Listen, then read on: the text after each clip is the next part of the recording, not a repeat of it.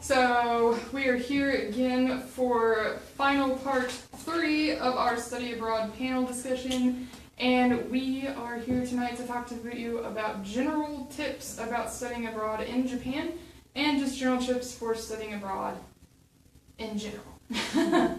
So we're going to introduce our panelists tonight. First is... Hi, my name is Ashton Mayfield. I'm a senior majoring in global studies, and I studied in Nagoya, Japan for 6 months in 2016. And I'm Stephanie Lohr. I went to Japan for a year. I'm a global studies major and a Japanese minor. And my name is Celine. I went to Japan in 2014 for 3 months with KCP International Japanese Language School, and I went last year in the summer for 3 months again for an unpaid Japanese or English language internship. So tonight we are going to give you some tips. So if you have any questions just in general or about some of the things that we talk about, please just feel free to ask your question in the comments. And even if we are not live anymore afterwards, I will hunt these guys down to get you some answers, so feel free to comment anyways. So how early should people begin looking into programs if they know which semester they want to go? Start with you, Stein. I think you should start as soon as you're thinking about studying abroad. Like just looking, giving a general idea of what you want to do, what you want to get out of it. But when applying, I think you should start like at least half a year early. If not, you should start like a year early. You have to start right away because it's kind of competitive and it's kind of stressful. So you want to make sure you have everything right. So. Do you have anything different than that? No, I was going to say 2 semesters or a year ahead, because you definitely need enough time to get your passport if you don't have it. You need time to fill out your visa if you need that. And like Stephanie said, it's really competitive for some programs, especially if you want to study in Tokyo. A lot of people want to study in Tokyo, so get it done early. Yes. And it kind of also just depends on the program that you go on. If it's a 3-month program, you don't have to have a visa for that. But if you are looking at a 6-month or year-long program, you're looking at getting a visa, which can take a couple months to get. So it's definitely not a last-minute thing. And you always want to try and make that money before going. Okay. So... Speaking of money. Yes? Oh, yeah, speaking of money. Is it expensive to live in Japan beyond the program fee? We're talking about things that beyond, like, the fees you paid for the program, things that weren't included in your program fee, but that were necessary for you to spend money on. I would say that it's not that expensive to live in Japan if you're already smart with your money in the United States and you have a budget here and you're mature. A lot of people aren't though, and it can be expensive if you go out to eat every day and you want to buy new clothes and new shoes and go travel, because the Shinkansen ticket is going to be upwards of like $100 no matter where you go, unless it's pretty close. So if you want to do a lot of traveling and all that stuff, and you never want to cook, and you want to eat stuff besides what's at the konbini, it's going to get a little expensive. Well, for ISEP, the program I went on and Ashton went on, we already pay Missouri State University tuition fees and housing fees, so we don't have to worry about rent every month. So you don't have to worry about that aspect. But you have to pay for your own transportation. And the thing about ISEP is really good is they give us a stipend every semester. We talked about it briefly in some of our videos. But just to refresh, a stipend is what ISEP gives you like once per semester. For example, I went a whole year, so in fall, November, they put $2,000 into my bank account. And that money is kind of like MSU meal plans. You use that money for food or anything else. If you're saving that money, it's fine. But you just have to budget yourself. It's not that expensive if you don't go out every single day. And Tokyo is kind of dangerous because there is a lot of temptations. Like all these really great new stores opening up every single day, all these like pancake shops and the cafes. Your money's gonna go down and dirty if you eat pancakes every single day. And also like there's all these awesome shops in Harajuku that you're gonna like want to buy something. You will want to buy something when you're in Japan, in Tokyo especially. So you just have to like resist that urge to buy stuff. You know, just be careful. If you're a big spender, then you should find a part-time job. You know, even if you're staying there for a semester, because that money will help you a lot along the way. It also helps improve your Japanese. It depends on the job. Yeah. It depends on.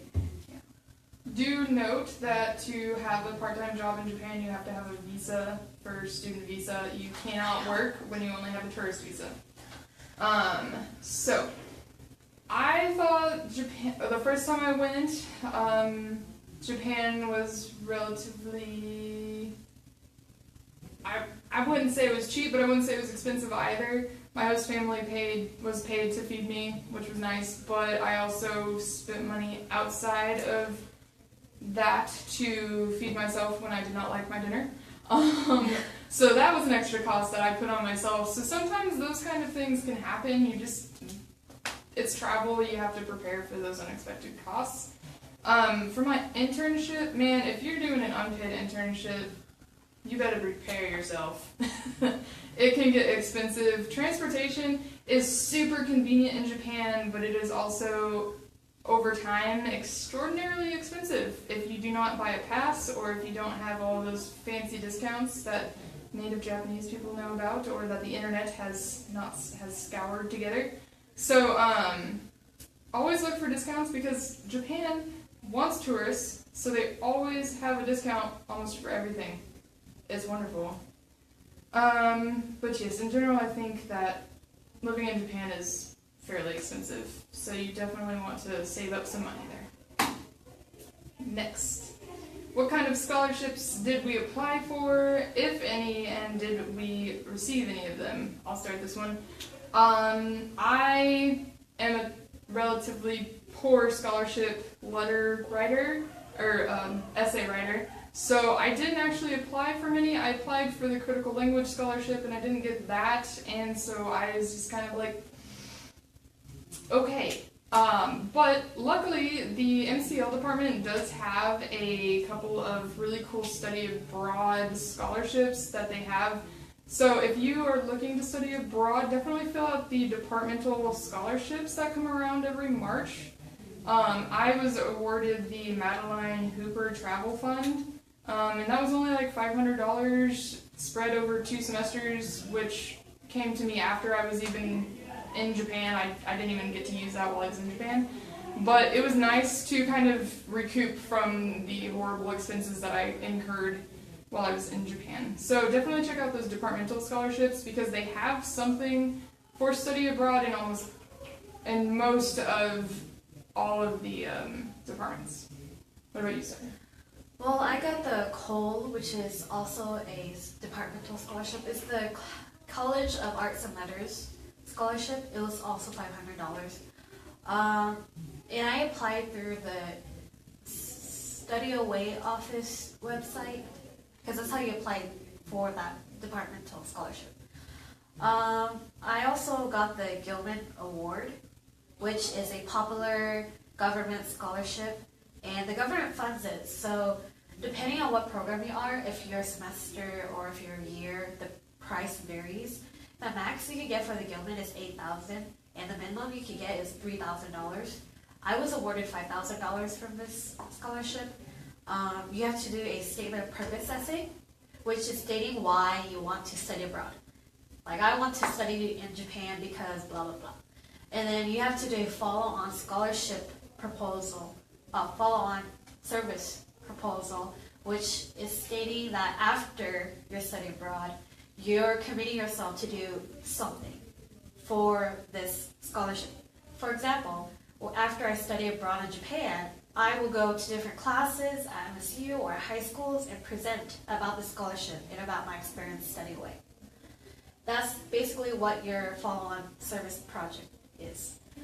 And after that, you have to do an application on their website. So after you do all that, I did it. Oh, I don't remember. It was like I finished it a month before the deadline because I'm very like on deadline, so I wanted to get it finished early. But I didn't find out that I got it until before I left Japan, like a month or like a week before, and I didn't get it until I got in Japan. But it still helped a lot because it doesn't directly go into your student account; it goes directly to your bank account. They find it through the school or something like that.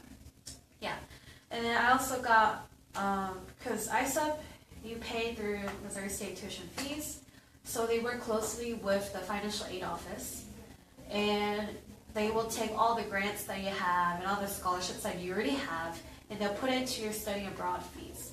So like all the Pell grants I had, all the other grants I got, they all went into it. So yeah, it's pretty affordable if you watch the deadlines and apply for the scholarships and stuff. So you're kind of like fulfilling your post-program thing by doing this tonight. Yeah, exactly. So this is one of my service projects thing. Bye-bye. What about you, Ashton?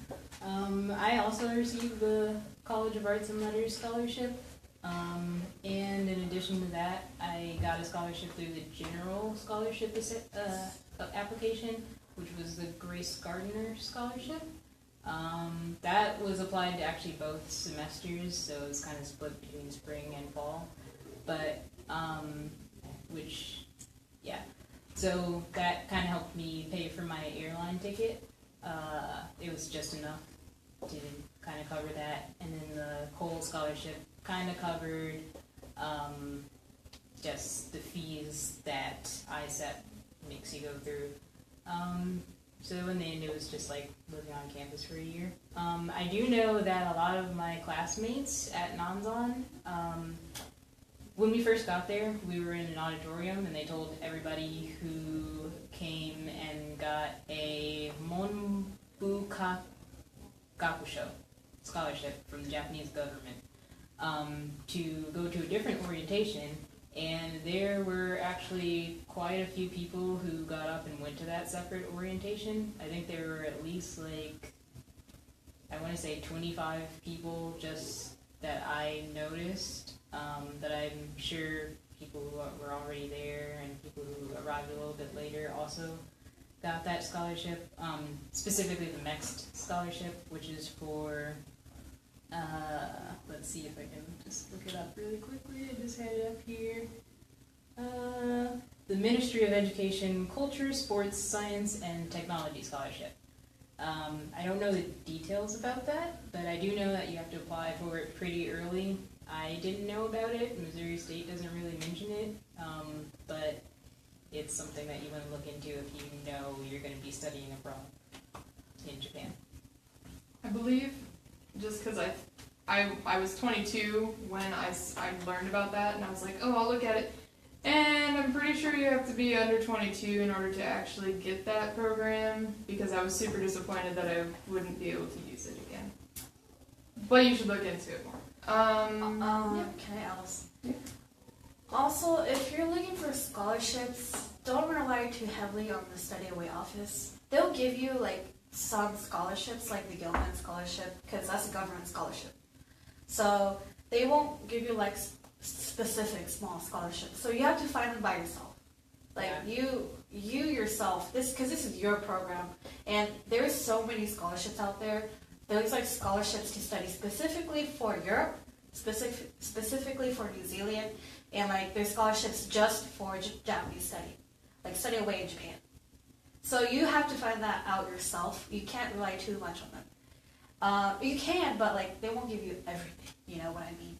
Yeah. It's really important to take initiative throughout the whole process, because things are going to go wrong and different people are going to know different things, and if you don't get in there and take care of it yourself, you're going to have a bad time. And this is also why we're you should look at it a year or half a year early.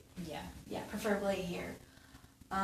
Also I had another thing I forgot. Oh yes, you should also check the university that you're going to. Mm-hmm. For example, I went to Togo University, they had scholarships for exchange students, and I received one of those scholarships. It was about $2,000. It is very helpful because, you know, even if you have like a slight chance, like 1 in 500, you should apply for it anyways. Because actually, at my university, only like, I don't know, 10 people got it. But towards the spring semester, because I went for a year, they're like, oh, hey guys, we have extra money. And we were like the runner-ups to get the scholarship. So I got it the second semester I was there because they had extra money. So just apply for it just in case. You know, you never know. So my tip for you guys. And I forgot to mention, but KCP does have a scholarship available to students.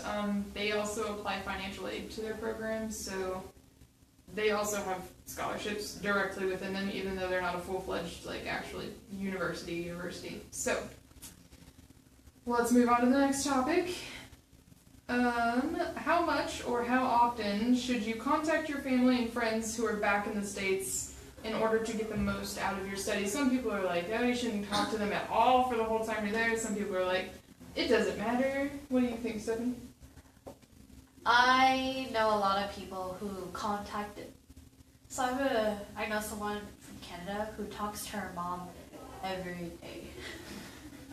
I thought it was excessive because she like set time, you know, to talk to her mom at night, and I'm just like, wow. And it's just like, I'm not going out tonight. I'm just gonna talk to my mom. And I'm like, what? You're in Japan. You're gonna see your mom when you get back. So it's kind of, I think every single day it's not good. At least once a month is okay, or like once a week is fine, or once every other week. Because I talk to my parents like once a month, just to tell them, oh, I'm doing okay, don't worry. Like, I'm okay with money, I'm okay, I'm not dying. I didn't die. I didn't die, I'm still alive, and I'm still eating, breathing. So it's just good to check into your parents or your friends once in a while to let them know that you're okay, because they're worried about you, they're your parents. You know, we have the technology to talk to them now, so you might as well do it like once every few weeks or so, you know. I don't think that's too excessive. Yeah, it's good though. Yeah, this is a really personal question for a lot of people because it kind of depends on how much you already talk to your parents. I don't talk to my parents that much already.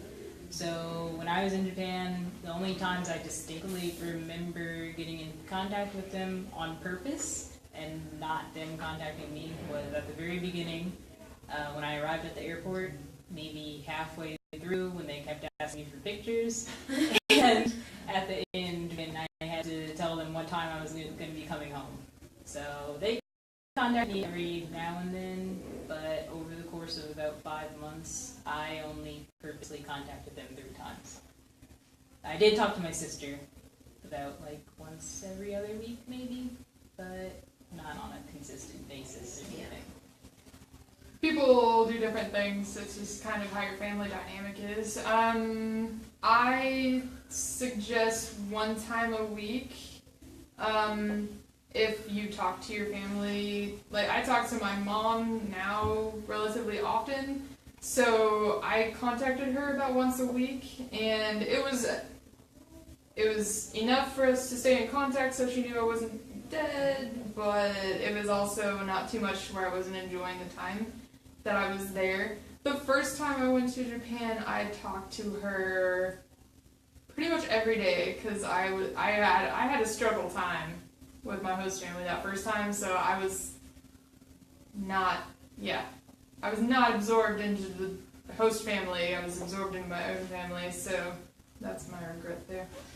Yeah. Also, it's really nice to receive care packages. It is nice. I'm just gonna say, because I was in Japan for a year, and during Christmas time, I would see my friends with care packages, and I'd just be like, "Oh, that's so sweet! Like, when's mine coming? When am I gonna get one? You know?" But I didn't get mine until like later in January because it got lost in the mail. Oh.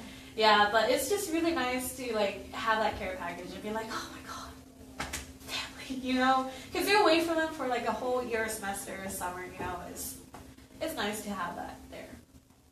For sure. Yeah.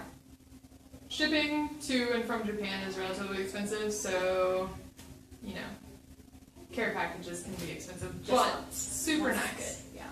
And also, if you are looking for like a good outlet to actually talk to people on, I found in my experience, I tried Line with my mom, and we also tried Voxer. Neither of those are very good, so we went with Facebook Messenger, which actually has really good call quality considering. So Yeah, we use Facebook Messenger with my parents. It was really funny trying to teach them how to do it before I left. And I'm like, what?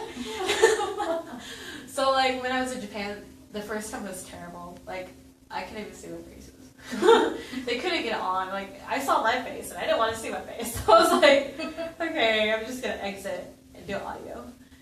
Yeah. I forced my family to use Line, so they've all still got Line accounts right now. it's the only reason why.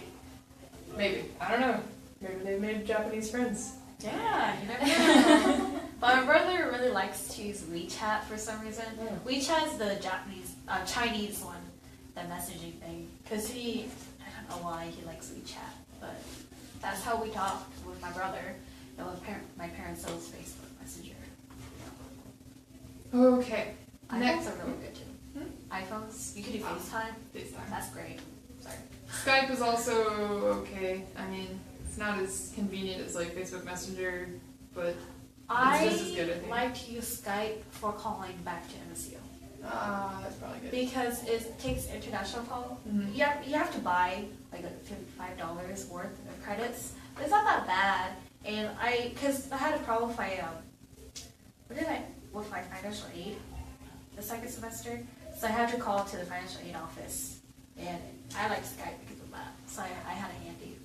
Oh, just for calling people, I actually did have to do that too. And I used Google Voice, so I made sure I got a Google Voice number before I left. And I was applying for jobs before I got back home, so I could work over the summer. And Google Voice calling is free as long as you use your voice number and Wi-Fi. So yeah, they get a call and it'll show your number and yeah. Wow, I didn't know that. That's awesome. That's a good resource. Since we're on phones, sorry, but if you're in Japan and you want to have a phone plan, it's much better to just do data. Because if you get like an actual phone number in Japan, it's a big hassle. Like it's just a headache because you have to do a contract to get that number. Because I don't know why, but they're very like tight on their phone numbers. Like it's not like over here where they're disposable. They like to keep their number. So their contracts are usually like a year or 2 years. So it's much better to just do like, if you're there for a summer and do a travel sim, that's okay. I did a travel sim for my first month, and then I switched to like Aijimo or something. It was a plan for foreigners who stayed a short time, and I paid it by monthly, and it was only like $15 a month, and I got 6 gigs. It was pretty good deal.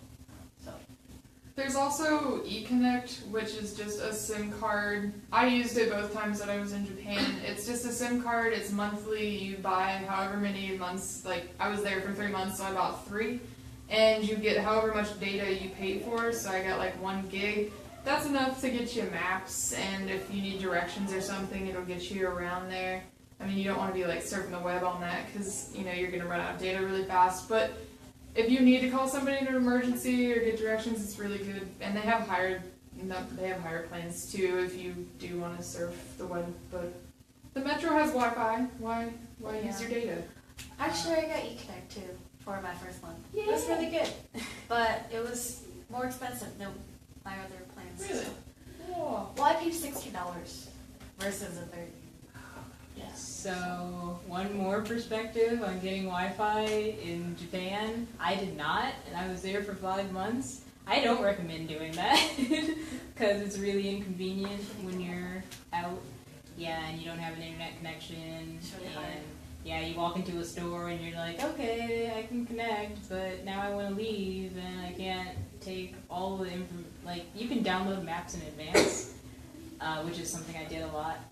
But sometimes you'll be places, and there are like Docomo hotspots, and stuff like that. Docomo is one of the cellular providers in Japan. Like AT&T. Yeah, and they do have free hotspots. You can sign up for that for maybe like $10 a month or something.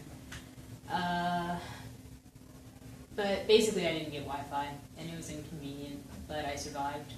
If you're resourceful and you plan ahead and you use a compass like I did all the time, yeah, you can make it. You just are gonna have a frustrating time. Yeah, my roommate, she's from Boston, and she didn't get a phone plan at all. And she stayed for a year with me. But what she did is she mostly hung out with a lot of friends who had Wi-Fi, so she wasn't by herself, and she never really got lost. And if she did get lost, the metro's pretty easy once you get used to it, and it's really easy to come back home. Yeah, And yeah. my host mom and my school both have Wi-Fi. So. Yeah, so you don't have to get a SIM card. You can also get a pocket Wi-Fi. Pocket Wi-Fi are okay, but people usually get it because their phone is locked. So it's good to find out if your phone is unlocked. And it just means like your country locked. Like if you're in America and you buy your phone and it's locked, you can't use another country's SIM card. Is basically what it means. So you just gotta talk to if you're with AT&T, you have to talk to AT&T and ask them, oh, is my phone unlocked and can I get it unlocked? Usually there's a fee. Because I know one of you guys know her, but her phone was locked and she had to get it shipped back to America, and she got a new phone, and and that new phone was unlocked, but the process was just so long because you didn't check ahead of time. There's a lot of resources online if you Google where in Japan has free Wi-Fi, places like 7-Eleven, Docomo hotspots, Starbucks. There's a lot of like McDonald's as well. There's a lot of hotspots, but like Ashton was talking about, you would have a difficult time. And also, Japan does not allow Google Maps to download Google Maps offline. They don't allow that. What? They don't. Yeah, every time I tried, I think it might be privacy laws. I'm not sure. I didn't. Well, I don't. Did you use Google Maps or did you use a different I used Google Maps, but I didn't try to download the map. I would just. So what you do is you go to the area that you're going to be walking around in, and you zoom out enough so that you have a whole view of the area, and then you just kind of close out. You turn off your Wi-Fi, and it'll keep that loaded. Oh, I just screenshot it. Oh yeah. That Yeah, works. I usually just screenshot it because then I'm like, I don't really like it because the GPS is kind of always wrong sometimes. So I hate when I look at the little, I don't know what you call it, your cursor, your placement on the map. Yeah. Yeah, I always just look at buildings in the street. So there are apps out there that are called offline maps that do allow you to do that, but they're not always up to date entirely, and you can't really search on them. So our best tip, I would say, is just to get some kind of network connection to have on mobile. Okay, let's move to the next question. What is something you regret doing or not doing during your program? Start with you, Stephanie. Oh, okay. Well, I think I would have liked it much better if I traveled more. Yeah. You seem to travel a lot, though. I traveled a lot to Thailand. I went to Thailand 4 times when I was in Japan. And I went to Osaka and Hiroshima one time for Golden Week, which is in April? March? May, thank you. And then I went to Osaka one time in July. But I think I wanted to, because I really wanted to, well, I went to Gunma too. I really wanted to go to the other prefectures, up in the north to Hokkaido. But I didn't go because I was afraid that I would use a lot of money. So it was more like a mind kind of set. I'm like, oh, maybe I think I'll spend a lot of money, so I don't think I'll go. And I wish I talked more Japanese. To be honest, I didn't use Japanese a whole lot. I should have, but I didn't use it as often as I could have. So that's just something I wish I did more. Awesome. Yeah. Just want to remind you guys Ashton, what was something you regret doing or not doing on? Also probably traveling more, but I kind of realized by going to Japan and traveling that maybe I don't like traveling as much as I thought I did. So I'm not sure if that's a real regret or not. I did have fun. I also went to Hiroshima and Osaka. I wanted to go to Tokyo, didn't end up going there. Yeah, I didn't get out much. This flows into the next question, so I'm not going to talk a lot about it right now, but I wish I had talked more to my English-speaking classmates and made actual friends with them so I could have had a support system. And I regret taking too many pictures. I swear the first time I was in Japan, my eyes were my camera lens. And I felt like after I came back from Japan, I didn't really have a connection with any of the photos because I just took pictures of the things that I was seeing rather than actually experiencing them, which was a real disappointment.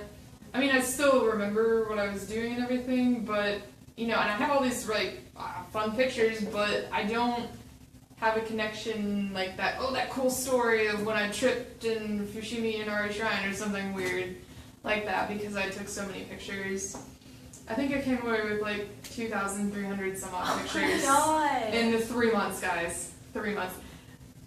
Put your camera down, take one picture, take one picture or 2 pictures a day, okay, maybe not a day. Take a couple pictures a day. Be able to count them on your hands, but make them really good pictures, Yeah. Just don't live in your camera. I think I'm opposite of that. Yeah. I didn't take a lot of pictures. I should have. Because I look back now and I'm like, I'm not in any of these pictures. The only pictures I'm in is selfies. You don't see anything selfies because it's just your face, right? You don't see the background. So I think my regret is I should have taken more pictures of the scenery with me in it to prove that I was actually in Japan. But I didn't, and I should have done that more. So find a happy medium. Yes, exactly. And also, the Study Away office does have this really cool Study Away photo contest that you take.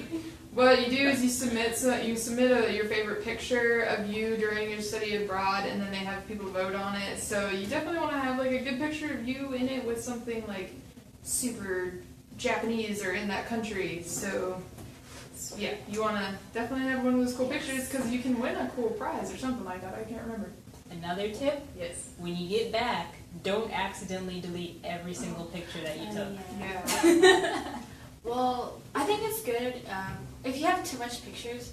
What I did is I put them into my Google Drive, or you can put it into your OneDrive if you have Microsoft. It's just good to put them into those databases so you can clear up your storage on your phone or your camera. So, so you don't lose it. Back up your pictures. Back The up your camera roll pictures. just automatically uploads all of the stuff that I have on my phone to my OneDrive, so that's a good option if you're thinking oh, I'm so afraid I'm going to lose it all. Just have it automatically upload to your OneDrive or Google Drive or Dropbox or whatever you use. Yeah, exactly. All right, and I guess I didn't talk about what my regret was on the last trip that I took during my internship. I was there for an English language internship, but I did not utilize the time that I was not interning to actually speak Japanese, and I'm really kind of disappointed in that because that was my outside of school time was the only time that I really had a chance to actually speak Japanese, and I did not take that chance, and I was disappointed in myself for that. Okay, but that's because of this next question. Should people only make Japanese friends and completely disregard other international English-speaking friends? I'm going to start this one. I think that you should definitely make a good equal amount of both. I think it's important that you make international English-speaking friends so that way, like Ashton was saying, you have that support system. You have somebody you can vent to. You have somebody, maybe it's a classmate, who you can talk to and say, oh man, since it was so ridiculous today, oh, I'm so stressed out with this test coming up. It really does help to just talk to somebody, especially when you're on a study abroad, because man, you are going to be, you're studying and you're in a foreign country, you're trying to travel on your off time, you're going to be a little bit stressed, and if you can just talk to somebody in English and your native tongue, you can just relieve some of that stress a whole lot easier. But I definitely think you should also make Japanese friends, because you're in Japan. You want to have those connections later. So I think you should make a good, equal amount of both. What about you, Stephanie? Or what about you, Ashley? You had something to say about it earlier. Yeah, when I first went to Japan, I was kind of a snob, and I was like, you know what? I'm not going to talk to all these international students, because it seems like all they do is talk to each other. Halfway through the semester, I was like, that's not a good thing. And I did hang out with some of my classmates, and interestingly enough, those classmates that I did hang out with, I still like their stuff on Facebook, because we were friends. We weren't ever close friends. I didn't make any close friends in Japan, Japanese or otherwise. I don't know, make at least one close connection. They will help you, hopefully. I think the most appeal about studying away is meeting new people. Like, no matter if they're the native from your country or just someone else, you should make friends, like, regardless. And I made a lot of international friends, but I also made a few Japanese friends. And needless to say, because I'm Asian, in Japan, people would think I'm Japanese. So in that society, it's just kind of hard to make friends, especially if you look like them, because they already have their own little groups. But I was lucky enough to make a few really good Japanese friends. And it's good to make, like what Celine said, you should make friends with both and find a good even ground. But you're going to make more international friends than Japanese friends. I'm going to tell you up front if you're going to Japan. It's just like that because, you know, international people, they're more supportive because they're in the same boat. I lived in a dorm, so everybody knew everyone. And it was really easy to hang out with them and to be good friends with them. I was best friends with my next door neighbors. I was best friends with my roommate. And it really helped because when you're homesick, they're the people that will be there for you to be like, oh, it's okay, because I understand where you're coming from. And it really, really helps the process while you're in Japan, especially if you're there for a year or like a semester. Maybe a summer is not too bad, but you should make those connections because even after like 5 years, because I'm still talking to them. Like, I'm still messaging them about my day-to-day basis, and we're still talking, making jokes. So it's good to make those connections. You should. It's a good opportunity. It's the only opportunity you have to do. Well, not only, but it's cheaper. I'm going to be honest with you. Studying abroad while you're a college student is the cheapest thing you could do. Because once you're out of college, you have to worry about payments. You have to worry about job and work and where you're going to get, you know, are you going to quit your job to study abroad? Or is your company going to help you with this? You just have a lot of more things to worry about versus a student studying abroad. Yeah, and when you get out of college, if you want to make friends with Japanese people or wherever you want to study abroad, you have to actively, you can't immerse yourself like you can on a study abroad trip. Yeah. So make the most of it. And just something to consider, if you're on MSU campus, you can kind of notice that foreign exchange students do tend to group together into people who speak their own language. So you can kind of see how that's in the US. But if you think about it, when you are in Japan, you know, I want to make Japanese exchange student friends here on MSU campus, but it's kind of hard because they're always in a large group, and I feel like they have an in-group and I'm in the out-group, and I can't really make friends with them. I don't know why, but so think of that when you're, in Japan. Maybe people really do want to make friends with you, so try to be outgoing and open to being friends with people, and don't close yourself off to the idea of being friends with Japanese people, because they probably want to be friends with you just as much as you want to be friends with them. Yeah. Yeah. You should always talk to people. They're never going to reject you. Like, why, what reason do they have to reject you? Because I don't like you, Stephanie. I'm sorry, you're still going to talk to me. I mean, I would say that you're going to get rejected sometimes. Yeah. Like, just, they're going to be like, why are you talking to me? Or I they're can't just understand not you. gonna talk to you at all. Yeah. But don't let that discourage you, because I mean that happens here too. That happens anywhere. A lot of times people just don't know how to interact with you, and it goes both ways. So It's true. I know it's not on our sheet, but I did have a question. Did you guys ever experience any kind of racism or prejudice while you were in Japan? Well, as I said before, I look Asian. So I didn't feel any different from other Japanese people because I see how they act towards each other and they do the same to me. So I'm like, okay, that's really nice. I'm one of you guys until I talk, right? But whenever I'm with like my friend Emma, she's from Britain. Whenever I'm with her, people would talk to me first. They would never look at her. They would always look at me. So it's kind of like a good and bad thing. It's like a love-hate thing because you look foreigner, people are gonna like talk to you in a certain way, and like because I look Asian, they don't really talk to me that much. Like if I'm at school and it's like a school festival, they usually go towards the foreigners. They don't really talk to me. But that's just kind of how it is, you know, because you want to make friends with the foreigner, kind of thing. But I didn't feel too much. What about you, Ashton? no, I never really felt discriminated against or like singled out. A lot of the times when I went out and I wasn't with my school or anything, I was both the only foreigner and I guess the only black person there, but it was just, oh, that person is very, very obviously a foreigner. So, I mean, it wasn't, if I was being discriminated against, I wouldn't be able to tell if it was for one thing or the other.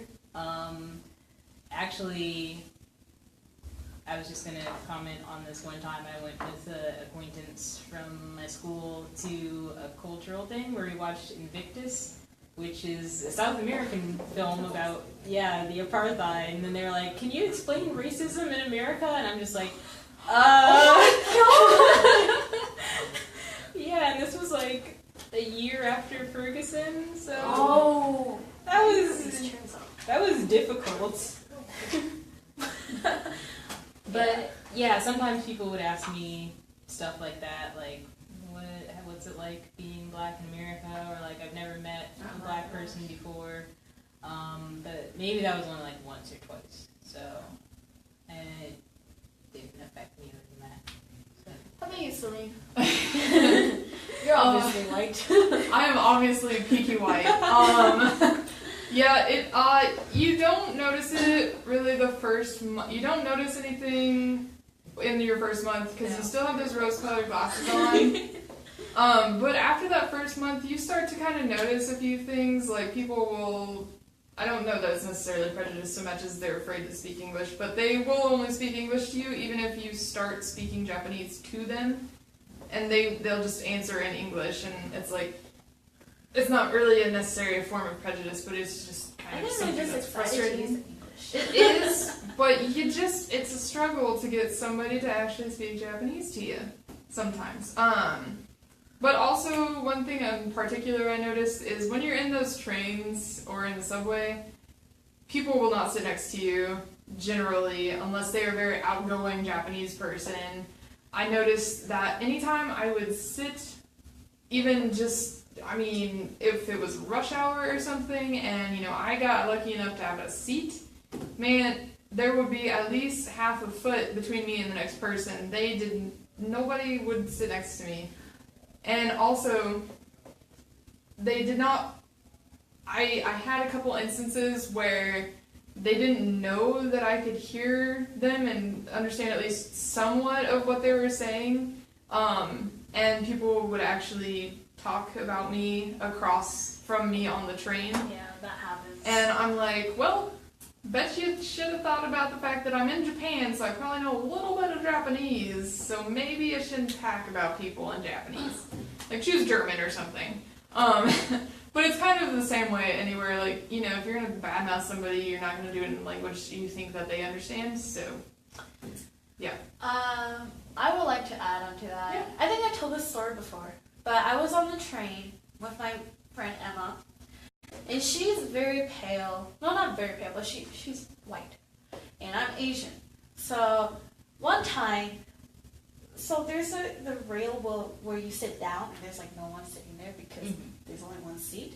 So I sat there one time, and Emma sat next to me, and the person right here that got up, the person sat next to Emma got up, and then they moved to the other seat. And then I'm like, whoa, did that just happen? And she's like, yeah, that happened. So I'm like, oh my god. Because I don't see any of that because, I look Asian, so they don't care.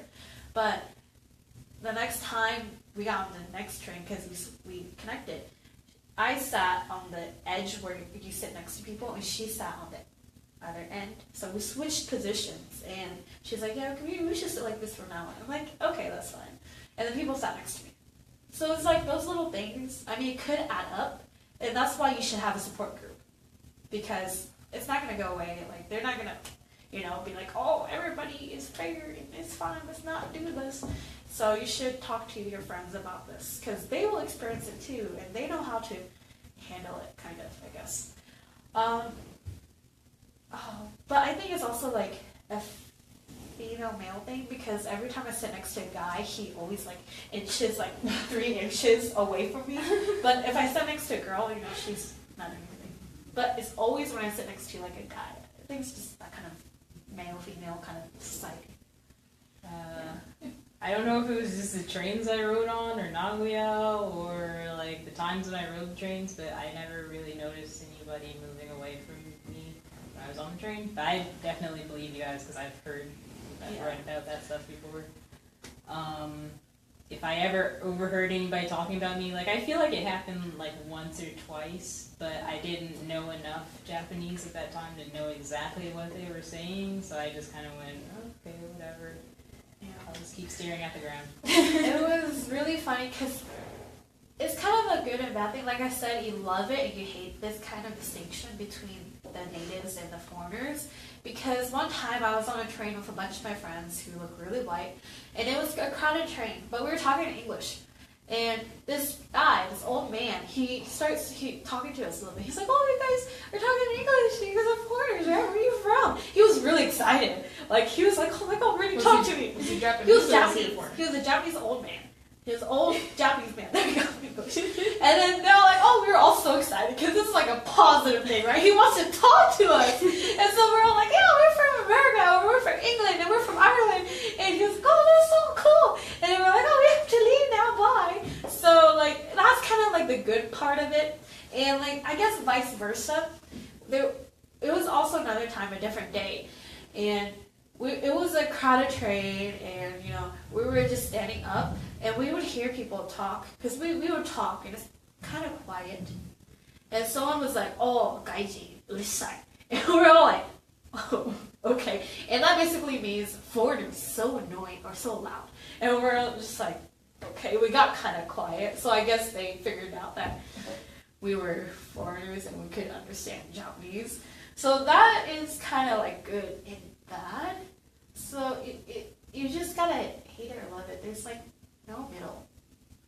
And it's But also it's gonna be there. It's Yeah. gonna be there. It's not as prominent as I guess you would consider racism to be in America. I think it's racism.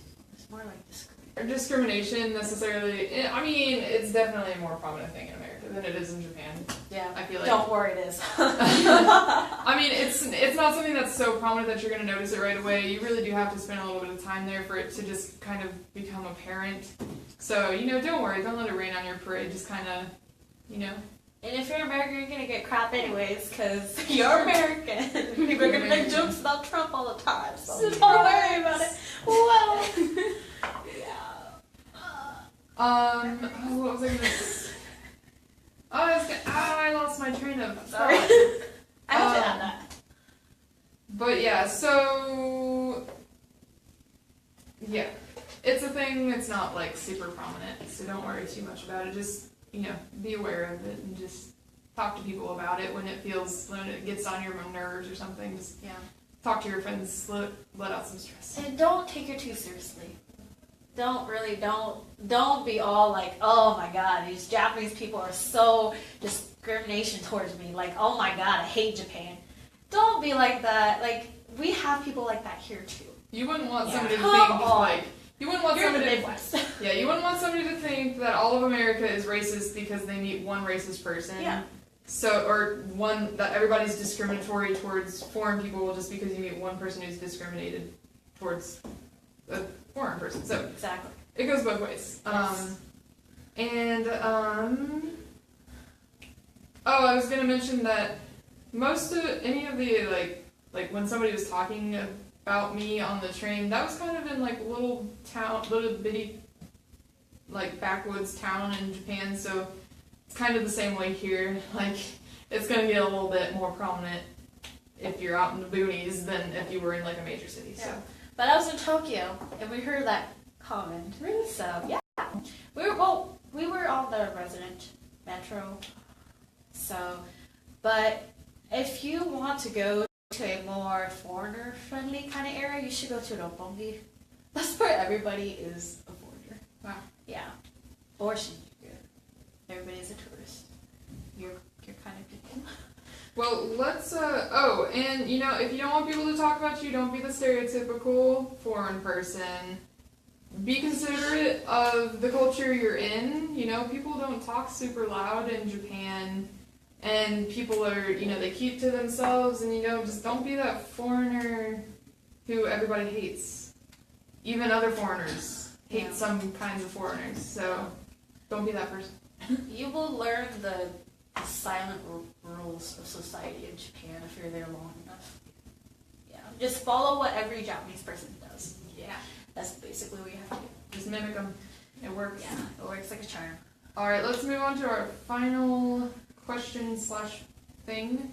Do you have any other miscellaneous tips regarding making the most of a study abroad? This can be anything.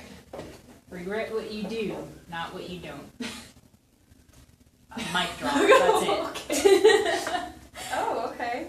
Yeah. What do you Can regret you expound on doing? that? For example? No, I mean, the focus is on do what you want to do. Don't regret not doing what you wanted to do. That's a Okay. good point.